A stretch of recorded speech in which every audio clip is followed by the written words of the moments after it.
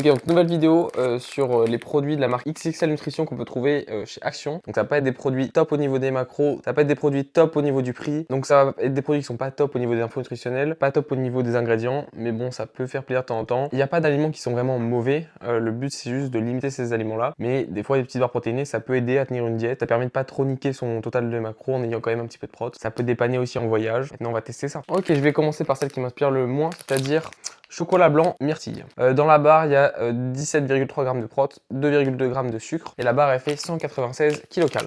Ok, donc c'est une barre très classique. Franchement, elle sent bon par contre. Par contre, je l'ai coupée, elle a l'air d'être vraiment bien dense. Visuellement, ça va, ça a de la gueule, c'est sympa. Elle est bien dense. J'ai l'impression de bouffer un parpaing. Je vais pas noter tout de suite, je vais attendre les autres, mais très bof.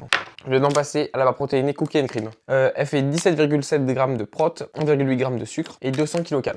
Au passage, ces deux barres font 50 g. Ok, déjà visuellement un peu plus sympa que l'autre, il y a du relief. Franchement, ça donne envie.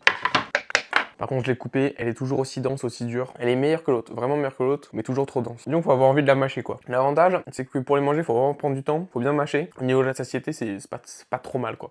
On va passer à la barre protéinée qui est fourrée, puisqu'elle est goût chocolat caramel, donc elle a une soirée avec du caramel dedans. Au niveau des macros, on est à 18 g de prot, 1,7 g de sucre et 209 kcal. Et la barre fait 55 g. Visuellement, c'est clairement elle qui donne le plus envie.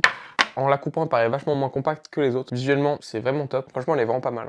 Pour l'instant, elle est validée. Ok, donc pour la dernière, c'est une waffle, donc une petite gaufrette protéinée avec 21% de protéines, donc elle fait 40 g. Ça veut dire que dans la barre, on a seulement 8,4 g de prot. C'est vraiment pas beaucoup. Et la gaufrette fait 201 kcal. Donc pour le peu de prot, c'est pas ouf.